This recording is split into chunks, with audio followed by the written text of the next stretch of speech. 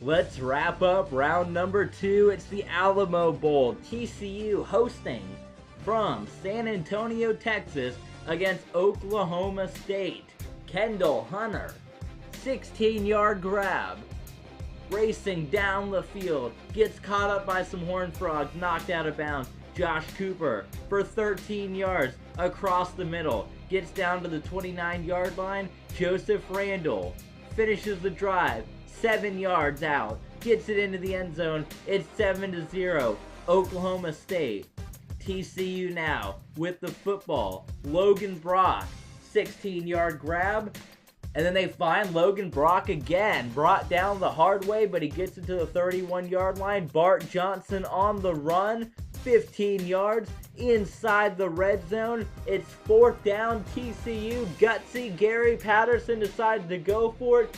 Andy Dalton looking, can't find anyone, thinks he could punch it in, had an open lane, but he gets brought down from behind from a defensive lineman, and it's no good. Next, Horned Frog possession. Logan Brock, 14-yard grab. TCU moving the ball again down deep as they had done in the early going. It's 4th down. Patterson wants to go for it again, and once again they are stopped. Twice on 4th down, they are stopped. Next, Horned Frog possession. Dalton hit as he throws it. Incomplete. The TCU defense has been outstanding, but the offense continues to move the ball down into the red zone and can't come away with any points. 3rd quarter, Jimmy Young, 20-yard grab, and then Bart Johnson for 11 yards. They'd add a field goal, finally get some points. It's 7-3, Cowboys over the Frogs.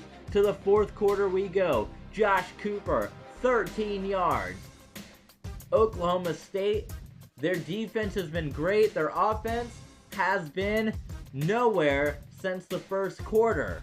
Here's Blackman for 14 yards. Kendall Hunter from 8 yards. That's a touchdown. Cowboys lead 14-3.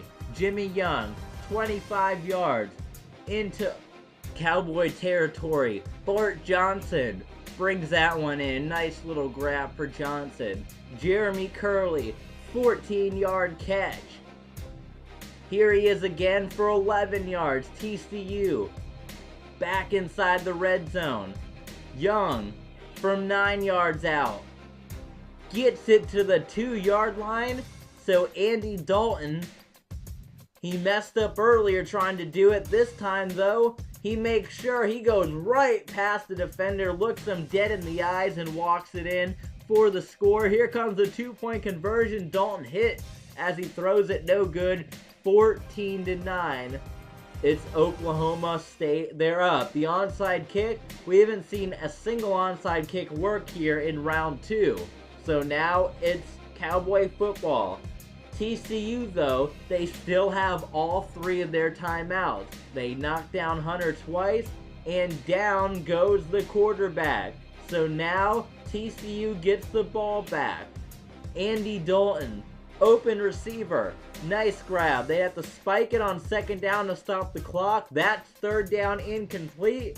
So here comes 4th down. Dalton trying to go for the first. He gets hit from behind once again, and TCU, another undefeated team, falls at 13-0. The Horned Frog season has come to an end. TCU defeated by Oklahoma State. And here's how your Elite 8 looks. Oklahoma State will take on Ohio State. Big 12 taking on Big 10. How about a Big 12 rematch? A Big 12 title rematch. Oklahoma and Nebraska going at it. Big 10 and the MAC. Wisconsin will be taking on their 2nd MAC school. The Cinderella story, Miami, Ohio, will have a tough task ahead of them, taking on this Wisconsin team that's been absolutely dominant. And Big 12 SEC, a rematch from earlier, Texas A&M and Arkansas. There is your Elite 8. We reveal to you the BCS Elite 8 Bowls right now. Number 5, Wisconsin got their first pick of the BCS Bowls. They took the Sugar Bowl. Closest to Wisconsin was the Georgia Dome. They'll take on Miami, Ohio. Wisconsin has been absolutely dominant in the playoffs. Can this Cinderella story find a way to stop the Badgers? Next up was Ohio State. They took the Cotton Bowl. They'll take on Oklahoma State, who's very, very close to Texas in Oklahoma. Could be a little bit of home field advantage for the Cowboys. Next pick was the Oklahoma Sooners. They get the Rose Bowl game. Nebraska, a Big 12 conference rematch. Number 7 versus number 18. And then the last team that's up, the Arkansas Razorbacks. They get the Discover Orange Bowl. Number 8 and number 17. Those are your Elite 8 teams. The 4 that leave the Elite 8 will head to Glendale for the Fiesta Final Four and then the BCS National Championship game. Take a look at what we got. 2 Big 10 schools, 4 Big 12 schools, an SEC school, and a MAC school are left standing. Who's to say that through all of this, the Big 12 really wasn't the best conference all season long? The Big 10 wasn't that good. I think they proved it on the field of play in a playoff system. The Big 12, the Big 10, they are not to be overlooked.